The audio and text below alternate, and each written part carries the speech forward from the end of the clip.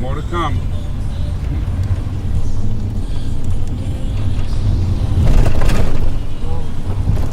Woodward Avenue. Woodward Avenue is the first paved street in America.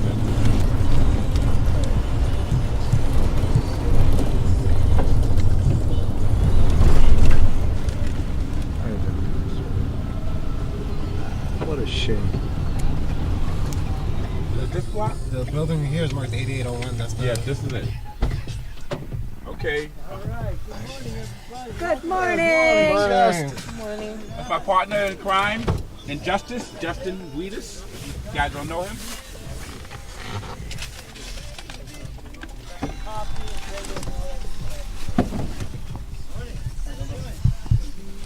Hi. Okay. Good morning. Justin. Tim. Do we leave stuff here, take stuff? What's the deal? Should we take all our stuff out? Documentation. Come with me, this way. The historic temple Beth El, the house of God. Yes. For all people. Party bus. Hey, it was beautiful, man, knowing that we had a warm welcome coming here. You know what I'm saying? Just go on in and then down the stairs on your right. We got some breakfast for you.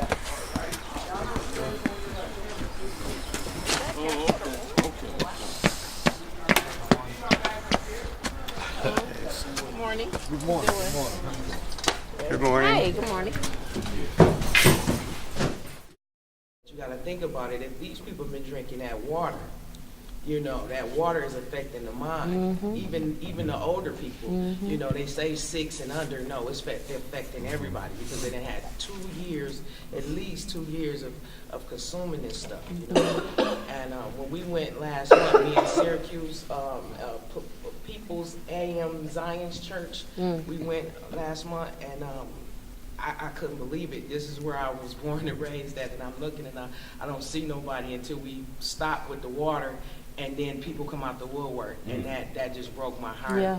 It broke my heart because I couldn't believe it. Just to see people that I went to school with coming in that line, a couple of girls who used to bully me in elementary, you know. No, it was just oh so real, you know, just to see them, and, you know, I'm handing them water, and it's like, wow. You know, so they're hurt right now. That needs to happen, as far as I'm concerned, is the residents have to build their self-esteem up. They have to take charge of their own community. For the ones that want to stay there, they got to be willing to change. See, a lot of them upset about the water, not because, oh, you're poisoning me. Oh, because you messed up my feng shui, or what I was doing before I figured out I was getting poisoned. See what I'm saying? So get them pipes fixed so I can go back to what I was doing. No. Change has came. It's terrible that you got poisoned or the water is poisoned, but change has to come.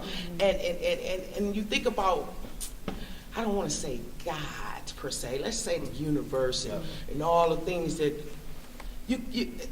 that area was at an all-time high of suffering and death. Something has to come to a head. Now, it's not fair that they poisoned them, but something had to come to a head. And for that short little bit of time, those people came together. I'm just keeping it real. I seen Caucasian brothers, suited and booted, in that line getting that water. I seen all types of different people, and I'm looking, I was like, so y'all don't see where y'all the same at? Y'all still don't see that. It all boils down to a turquoise see-through person needs some water. You know what I mean? So that's where we're disconnected at, all over the globe. Not just one little, this is one big old global yard that we humans have broken into pieces, called New York, Nebraska, and all that. Come on, it's just on one big old grass, and wherever you go, you should be noble. You should have compassion, you know. Each person should be able to govern themselves. Amen. Each person, and if you don't do it right, you get dealt with. So many people attacked me and got away with it. Should be in prison or dead. I had to sit up and look at them, and but right now, my attackers is in my family. I had to leave my whole family. The people that raped me, molested me, left me with babies, they got my whole family. And I still have to smile with them. This is what's going on deep up in the crevices. Forget the water. I'm a prime example of what's going on over there, what's done happened over there. A lot of my family over there, they kind of dislike me a little bit because I'm raw. They like, oh, what do you? No, I had to tell one of my relatives the other day, I'm a community activist. I'm not your friend. Ooh. I'm not your friend. Not your friend. You're part of the problem. You're part of the problem if you can't see this. If you can't understand why y'all shouldn't be in no Michael Jordan line right now. Oh, we can't have no shoes on. You got shoes on. You got shoes on. You're not setting a good example, and there's people all over the globe having hearts skipping a beat for y'all. That's right. What are you talking about? And I'm not going into depths explaining to them what I'm doing, but I'm with supposedly total strangers. I done seen y'all weep or put your hearts into this. Y'all could be doing other stuff. There's some young people in this room. Here, what talking about some community work? Come on, man. They gotta put up or shut up. 1/5 of all the world's drinkable water is surrounding us right now, which makes it even more insane, right? That people are going without water or having to get bottled water. You know, when we started delivering bottled water to people in Detroit 2 years ago, when the water shutoffs began. You remember there was a lot of water shutoffs in Detroit. The meters, they were putting meters. Right. So, you know, people were unable to pay their water bills, and the city started clamping down on people who were overdue, which is over half of the residents of Detroit are behind on their water bills, because we have the highest rates for water in the country. Flint has the actual highest, and Detroit has, I think, like the third highest. So you can imagine paying the highest rates in the country for water that you can't even drink. Now we know, right? But the point is that, you know, we are surrounded by water. And the Great Lakes, especially as, you know, climate change and, you know, all of this stuff makes water a more precious resource because of drought and, you know, all of the climate change effects. Water is like the new gold. It's like the new oil. And so there's a lot of private interests kind of licking their lips to get into these systems and tap the water and take it to California, to Texas, to other places, right? So that's one thing to keep in mind is privatization is a big problem here, and we have to make sure that Flint, you know, doesn't have their water even more privatized than it's already been. And that's why bottled water isn't really the solution, right? People need water, so if people need water, we're going to get it to them in whatever form they need it, because life comes first. But we have to remember that long-term bottled water is not the solution. You waste a lot more water. We need, yeah, you waste, yeah, exactly. So this was actually the first paved road, because cars were invented here in Detroit, right? So the first cars were built here. And if you go, you can't really see now, but if you go downtown, you go down this way, you'll get right to the river, and it runs perpendicular to the river. And Detroit is built like a spokes model, so all the streets go out from the central part, downtown, and Woodward is the center spoke. So it divides the east side and the west side. It's actually, right now, it's south this way, and we are north of Canada, if that makes any sense. So this is one of the few places in the country we're actually north of Canada, because the Detroit River kind of curves east. So we're actually above Canada right now. Weird enough.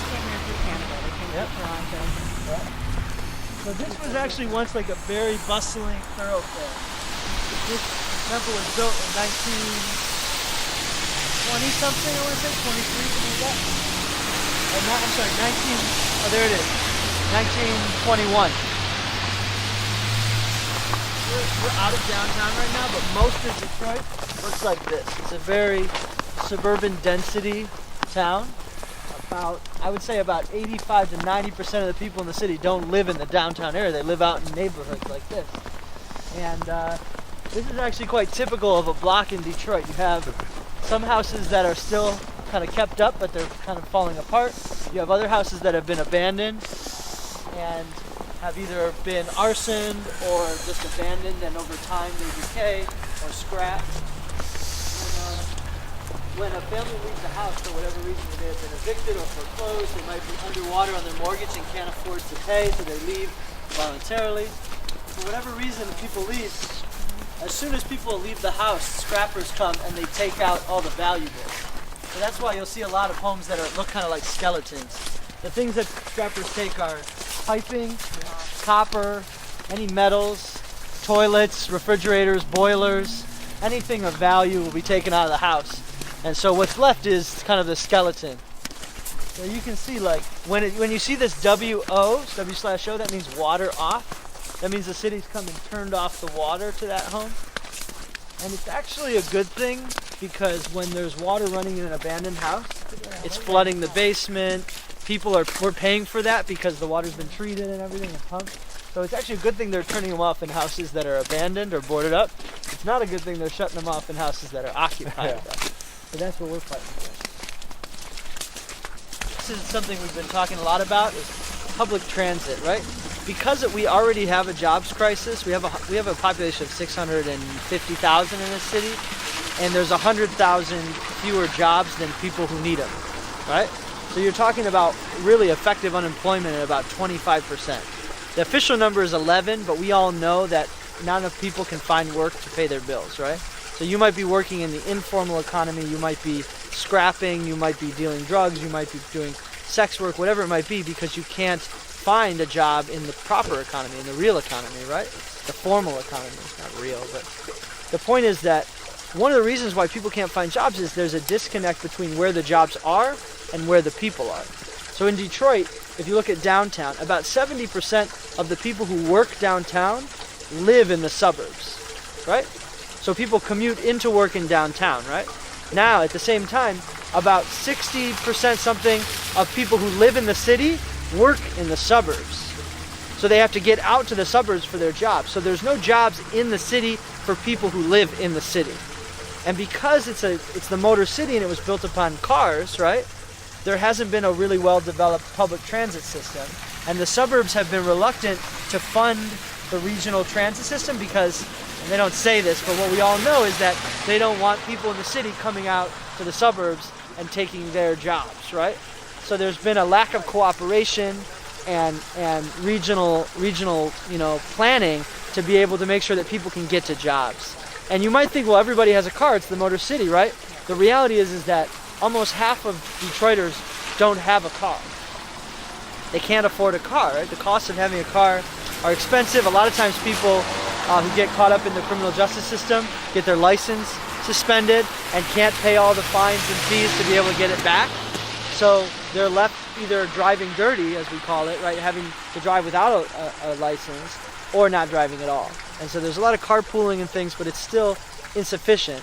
And so we're starting to make progress on this. There's been a new investment in the bus system, which is good, but we need a lot more. And then also along Woodward there, they're building what's called the M1 rail, light rail. And it's basically like a 21st century streetcar that goes up and down Woodward and hopefully will go all the way out into the suburbs eventually.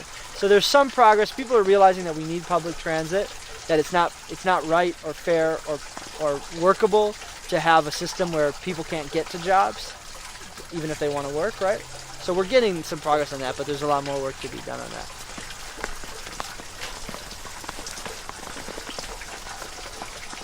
So we're actually moving from a neighborhood called the North End into another neighborhood called Boston Edison. This is a historic neighborhood, it's an historic district. And a lot of the people who were involved in the building of the temple that we're staying at lived in this neighborhood.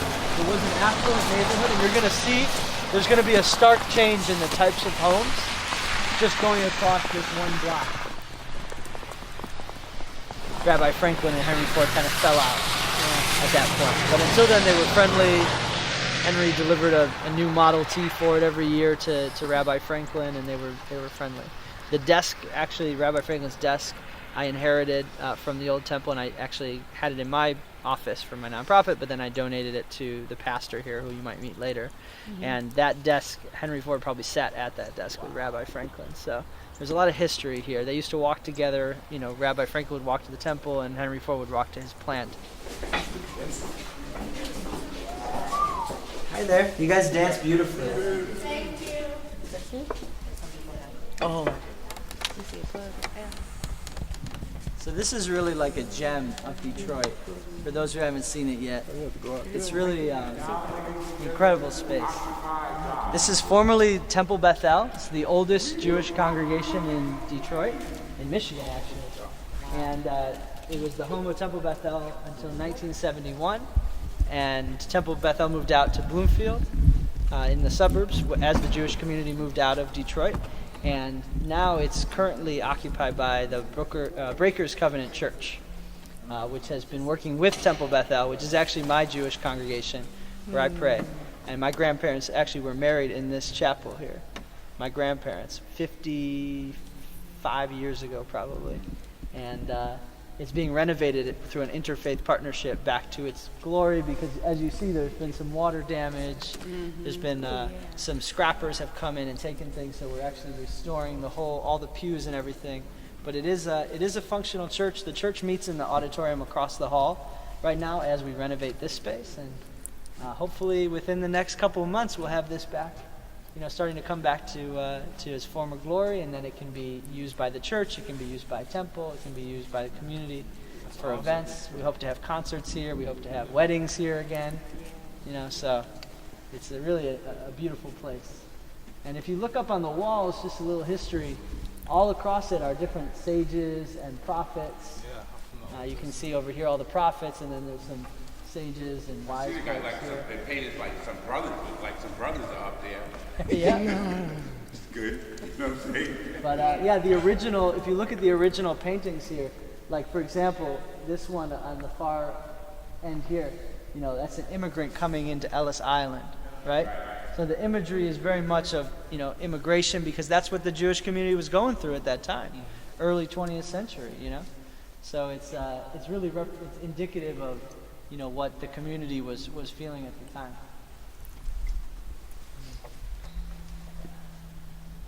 So we're working to restore it. This is Woodward out here. It faces out to Woodward, those beautiful columns out front.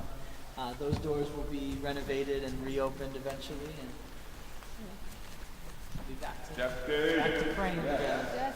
And it's interfaith, like I said. This is Jews, Christians, Muslims, We all need that folks now. coming together. It's not one particular sect. It's all about collaboration. That is the And really way. bridging the divides of the city and the That suburbs. And is. Mother Earth, I know you like that. How does the service go? it's, we're going to figure it out. We're going to Okay. figure out how to pray together. Okay. I believe we can do Right? it. I believe we can do it. I believe that comes. If we can eat together, if we can can pray. sleep together, if we can live together, we can pray together Okay. somehow. Yeah. Recognizing the differences, but also embracing the commonality. Right. So, Which would be love, which would be the love of God, right? Amen. And I mean, you can call it what you want, it's still the same thing. The power of a higher being. Right. Flint, was the birthplace of GM, General Motors, and it was also one of the first strongholds of the UAW, United Auto Workers, and it was famously the site of the Flint sit-down strikes back in the 30s. This is when thousands of auto workers took over their plants, sat in, and refused to work the plants until they were paid a decent wage. And it really shut down the whole company, for weeks. And the National Guard came in, and it was like a huge focal point of the early labor movement. And Detroit was also, a real flashpoint in the labor movement as well. And the birthplace of the UAW. So really, you are in the cradle of the labor movement here. This is where the unions really got their start. And, for much of the early 20th century, all these neighborhoods were built out with, people who worked in factories, people who worked the line, had good, solid, middle-class wages back then, because of their union. And since then, it's just been, wages have just stagnated or declined because of the power of corporate America, really just beating down the unions and outsourcing and closing plants. And so Flint's auto industry is basically gone, just like Detroit. That was hundreds of thousands of jobs. You had 300,000 people who worked in factories in this city, in a population of 2 million in 1950, right? And now we have 680,000. So 2/3 of the people have left. Yep, we left. Yep. They lost the job. And even like my generation, young people, they can't find jobs here, so they go to New York, they go to LA, they go to Chicago because it's hard to find jobs. and it breaks apart families, you know? So like my family, my sisters are all both in different states, my cousins are in different states, and that's hard on a family, you know? We're trying to rebuild some of what that era had, the greatness of that era. And Flint is kind of like the canary in the coal mine, you know, because it's like this is happening. These situations are happening all over the country now, with decaying infrastructure, everything. All the pipes that were built in major cities in this country were built around the same time. They were built around 1900, 1910, 1920. And those are all coming up to their 100-year anniversaries now, you know? So it's like all the pipes are going bad around the same time because they were all built around the same time, right? And so what's happening in Flint is happening all over the country. It's just Flint is the kind of the canary in the coal mine, where it's gotten so bad and the government's admitting it, you know? So it's kind of like that, you know, this has opened a Pandora's box. There was an article this morning, Mother Earth was reading it in the local paper here, that was saying that because of the Flint water crisis, the rating agencies are all predicting that cities are going to have to spend $300 billion to upgrade their pipes. Now that's not because of Flint, you know, obviously that's because of their old pipes, right? But Flint made it obvious to people, you know? Raising the awareness of it. Yeah, so it's actually, and it's putting it in context globally too, because lead poisoning kills, you know, thousands and thousands of kids and adults every year around the world. It's just here you wouldn't expect in the richest country in the world for this to happen, but it's, you know, it's putting it in context. So myself and one other member of my organization, DWB, we went to the United Nations a couple weeks ago and spoke out about what's happening in Flint and in Detroit. And just this week, they put out a statement in solidarity and support of the people of Flint, and also calling on the U.S. government to invest in replacing lead pipes, improving infrastructure, all these things. So, you know, it's starting, the consciousness is building around it, but it takes grassroots activism. I mean, that's really what drives any movement, is activism. And so, like, when we, you know, 2 years ago, we were fighting a similar fight here in Detroit, but it wasn't about lead pipes, it was about water shutoffs. So what we were doing is, every Friday there was a picket outside the water department. Rodney was actually at the first one that when we decided, you know what, we're doing this every Friday at 5 o'clock, it's not making a difference. Maybe it's time to start marching through the business district. Yeah. And we took our banner and we just marched the people like downtown, where all the business people are, where, you know, we shut down the whole downtown area for about 2 hours in the middle of the day. Yeah, man, it was fun, man. chanting water is a human right, fight, fight, fight, you know? And this was the first time that people in business suits and people that, you know, commute into the city from the suburbs, and they go on this highway and they pass all this stuff, but they never go into the neighborhoods and see. Because if you got off this highway here, you would see that this neighborhood is 30% occupied and the other 70% is abandoned houses, crack houses, drug dealers, arson, you know, gangs. Like, that's real, that's happening, but nobody's investing in the community, right? Because people just pass by on this highway on the way to work. So we brought the crisis to them and said, we're not going to just let it be business as usual downtown while people are getting their water cut off in the neighborhood, you know, because they can't afford to pay. And after that, we said, we got to escalate even more, because they're not listening, right? They're still cutting off 3,000 families a week. Every week they were cutting off 3,000 families in this city, right? And by their own studies, half of those families never got back on the water. They were never able to get back on. So I testified before City Council. I said, you claim that half the people are able to pay their bills and get their water back on in a week. What about the other half? What are they doing? Are you studying that? Are you looking at what's happening when people's water gets cut off? Are they buying bottled water at the corner store? Are they getting it from their church? Are they stealing it from stealing it, you know, as if it's like a whatever, but are they going to their neighbor's spigot and filling up their bucket at night? You know? Like they actually had cops were going and arresting people for filling up water buckets at their neighbor's house. Yeah, that's crazy, you know? right? Arresting people for that, criminalizing poverty, you know? And so we went and testified before City Council, we protested again, we marched again, and then I said to Rodney, I said, this isn't working. Like, it's time to step it up, right? Direct action. So we got together with a group of other, activists in the community from organizations that have been working on this issue for many, many years, much longer than me. And we said, what can we do to escalate the situation? And we did a little reconnaissance, and we found out that actually the water department has a private contractor that's doing the shutoffs. They had laid off so many city workers because of the budget cuts and austerity that they didn't even have enough workers to shut off the water on the residents who were behind on their bills. And we talked to city workers who said they wouldn't even do it if they were asked to do it. So they had to hire private contractors from outside the city, mostly white, to come in and shut off the water on mostly poor and African American people. 85% African American city, right? So shut that shit down. Yeah, so what we did is we went and did some reconnaissance. We said, well, where are they working from? And we found out that there was on the east side a warehouse where they kept their shutoff trucks, because you need a special truck to go and shut off the water. You need to have this special air compressor so you can get down into the ground. You got to dig out. A lot of times there's sediment and stuff, and you got to get a special key in there, and you got to turn it to shut the valve off to the house, right? So they had special trucks and everything, and they parked them in this one warehouse, and there was only one entrance and exit to and from this warehouse. So I said, I got an idea. So we got together with some folks. We did a direct action training, nonviolent direct action training, how to get arrested safely, peacefully, all that stuff, right? And then at the end I said, if you want to be involved in an action, stick around. About 15, 20 people got together, and I said, we scouted out the water department. They got their shutoff trucks leaving from the east side. They leave about 6:20 in the morning.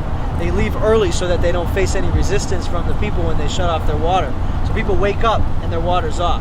They don't even give them notice, like so they can fill up their bathtub or something just to have some water, That ain't right. They shut it off at 6:20 in the morning, so they leave at 6 a.m. So what do? We got 10, 15 people together who were all committed to getting arrested, myself included, and we went and shut down the warehouse at 6 in the morning. We brought 50 people, to join us who weren't ready to get arrested, but they were out to support us. We called the media that morning and said, we're going to shut down the water department in 15 minutes right here at this location. So everybody came out. We had a big rally, and we just lined up, locked arms, said, you're not shutting off the water on people. So 3 hours later, they didn't know what to do because the trucks were trying to get out, honking at us. The workers from the company were getting mad because the boss was telling them to go home, that they couldn't work today because it was shut down. So they were getting mad because they were missing a day's work. And you know what? I'm sorry, I can't empathize with you because you're shutting off the water on people, but I understand you're working class too. We got to figure out a resolution to this situation. So they called in the cops. Cops came, and they didn't play it like Bloomberg's Army style. They didn't put on the white gloves and set up the barricades, and gently move the media off to the side a little bit. They didn't play it like that. These guys, they didn't really know what they were doing. They just came in, and 10 of us were there, and they just grabbed us, threw us to the ground, started punching people. It felt like it was right out of early 20s labor activism in like the Battle of the Overpass type thing, Walter Reuther. It felt like right out of that. It was just goons coming in and just beating people up, right? So the media was there. They filmed it and everything. And that night on the news was the water department's been shut down by activists, and that started to engender support. But I asked one of the elders in the community afterwards, why are the police being so brutal? It just doesn't look good for them, right? It's only going to create more support for us. And she actually told me that there hadn't been protest arrests in Detroit in over 20 years. So you see that when people don't stand up for their rights, you see what happens, right? In 20 you got you have to stand up, right? And it's not just about getting arrested. It's not just about some of this is male energy, fight. But it's also about taking care of those who are victimized by it, and making sure that people get bailed out, and make sure that people feel safe to speak out, because we had families that had their water shut off that weren't feeling safe to speak on camera because the city would come and take their children if they found out that this person was speaking out about the water shutoffs. So we had to bring in lawyers, volunteer lawyers, and other people to protect families, you know, that were willing to speak out publicly about this. So there's a role for everybody to play in this, you know. And not only were we shutting down the water department, we shut it down week after week. Dozens of people arrested. And we had a paraplegic. Yep, we had a guy in a wheelchair shut down the water department. It was great. But at the same time, we were delivering hundreds and hundreds of cases of water to families that had been cut off, and we were raising money to be able to help them pay water bills so they could get their water cut back on. You know, it's crazy that we had to like buy them back onto the system, but we did whatever we could to make sure that people could have water. And we started a share water program, so people who wanted to help out could we got Home Depot, like, you know, those Gatorade, you know, containers, and we branded them with Share Water, our campaign on them, and then we had people fill them up who did have water in the communities, put them out on their porches, and anybody could come up and fill up their water, you know. So it was like anything that we could do to help each other, you know. When you fight, you win, you know. When you actually step up to the system and say, I'm not going to take this anymore, I'm not going to be treated like this anymore, you can win. It's not easy, but you can win. So, you know, I'll go to jail for a day for that, you know. I don't care. It's not, I'm okay, I got water, I'm good, you know. In jail, they give you water at least. Yeah, let me add to this, right? Is that Mother Earth that, you know, gave us a very, you know, strong testimony.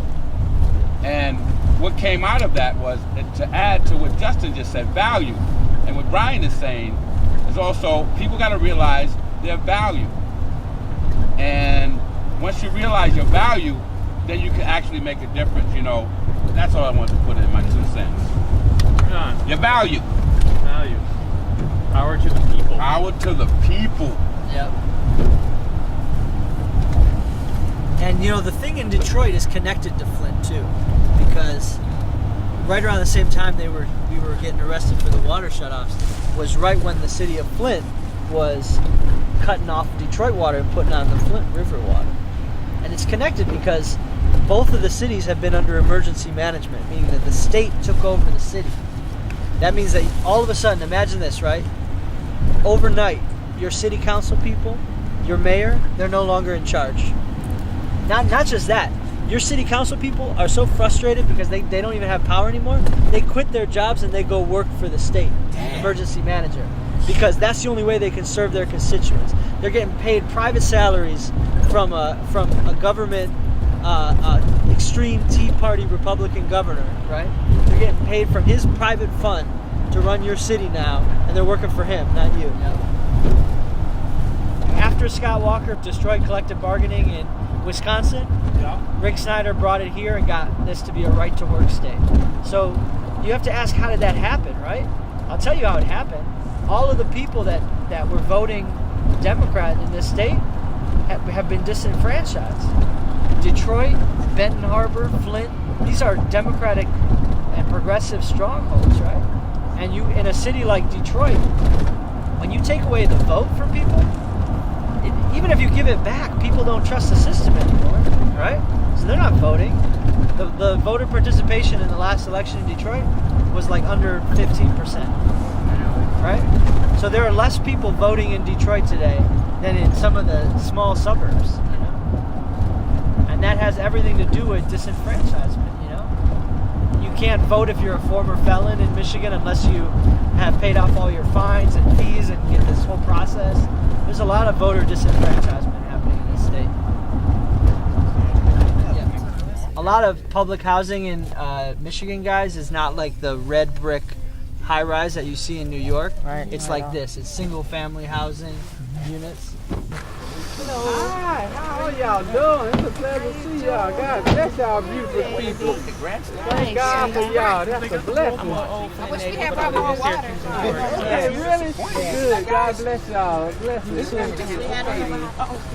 The young lady was just mentioning that they haven't really got any water over here. I'm like, oh, this lovely water man that's coming. Y'all don't get, she said, no, they don't bring water here at all. No, because see, when we came last month, we was at like a at the North Flint Plaza, and then a woman came from another complex from over there and walked us around there and said that they wasn't getting it, so we ended up over there passing it out. They're not getting it. Let's get our care packages out. Yeah. God damn. Damn, man. They're going into people are going into the leasing office Man, and man. getting water, see, and then taking it here. Good. Now she works for the leasing office. She can tell us. Look at them pulling up, getting it. That's so crazy to me. Well, we want to drop this off in there, or I wish I had brought more water. Yeah. Well, we could probably go to a store, a supermarket, or something's got to be around here. We can go stock up, and we got a van. So let's make it happen. Damn, man. I'm gonna fucking call these.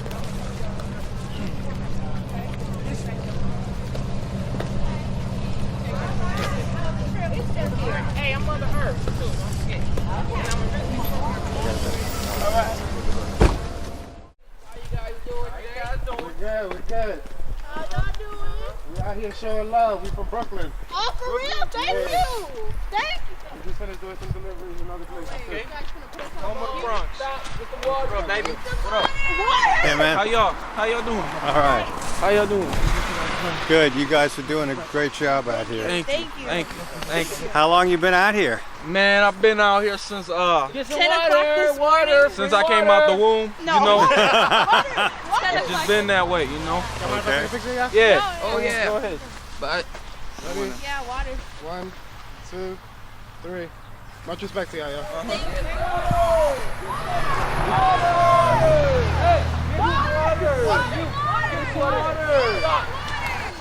Alright, you got some room in the trunk now? We can open the trunk, we'll put some in there. This is how you do it, I think.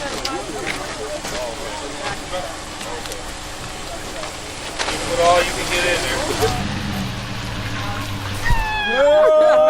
Hey, Afro City.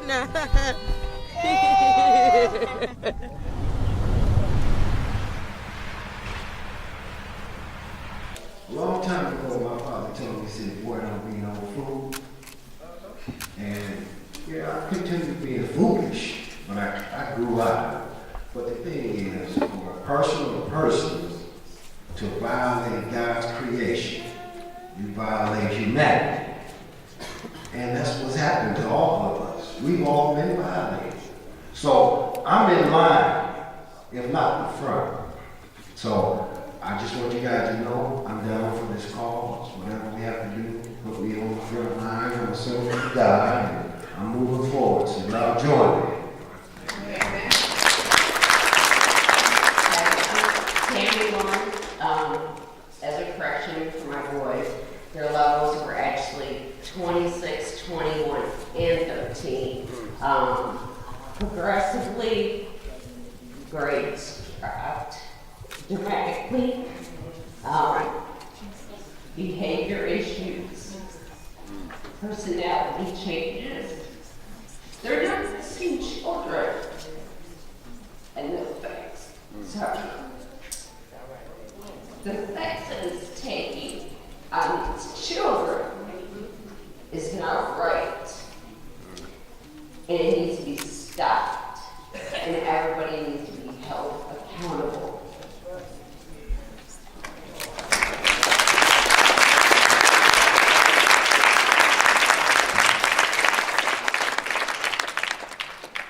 You know, there are some very strong boys, and they've been through it all. And we're going to keep fighting. You know,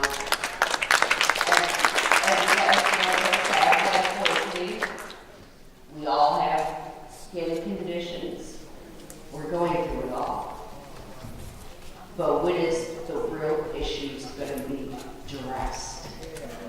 And that's the biggest problem.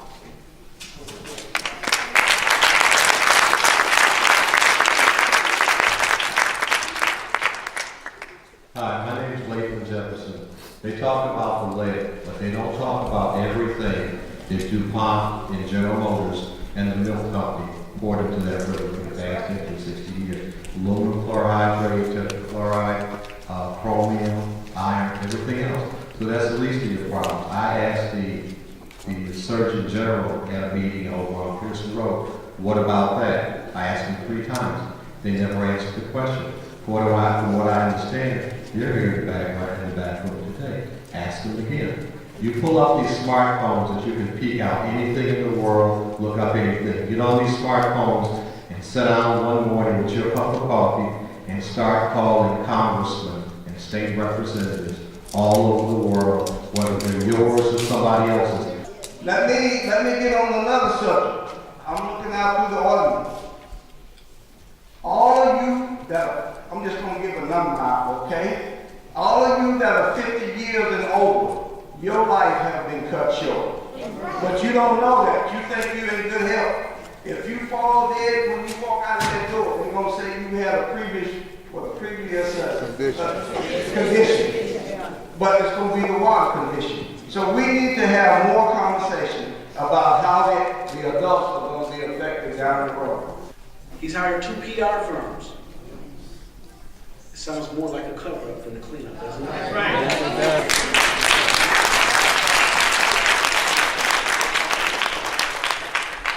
They knew for a long time this water wasn't safe for human consumption. That's right. Right. But they trapped us into that environment. Up on taking and stealing and robbing us of our democracy. In order to give us some semblance of a wholeness or restoring our democracy, the Department of Treasury, in some of these released emails, said they was going to give the city of Flint a $7 million loan to come out of receivership and move into a different transitional form.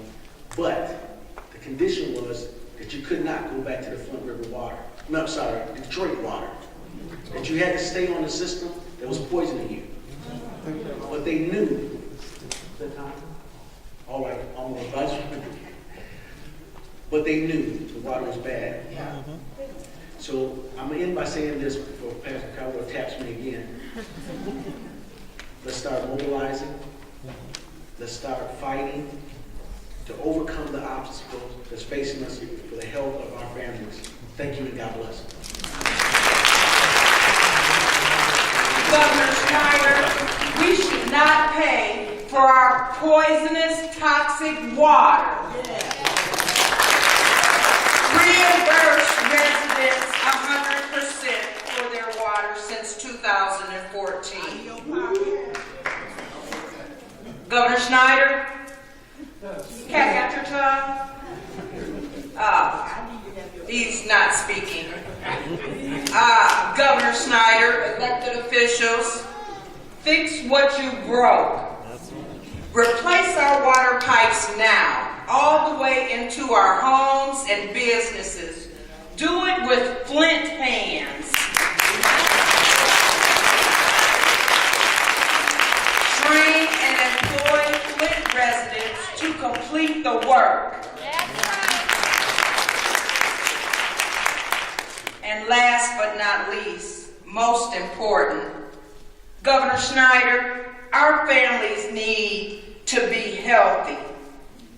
Provide the systematic, accessible, and free health screening, blood tests, and the educational support necessary to help our children and families deal with the impacts of lead and heavy metal toxins now and in the future. A big thank you to Naira Sherry from the Democracy Defense League. I was having to go get like some, because I went back home to Boston for a day. So I can see my fiance. Oh, which one am I here with?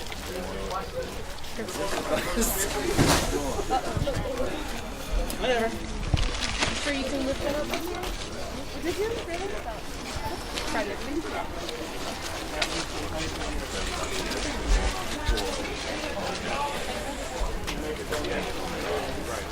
Yeah, here's yours. No, man. Kill him, man. I'll take one of yours and one of mine. You want mine? You're going to be outside the lighting. Not 100. Hey, you sure you get that? All right. You got it. Good.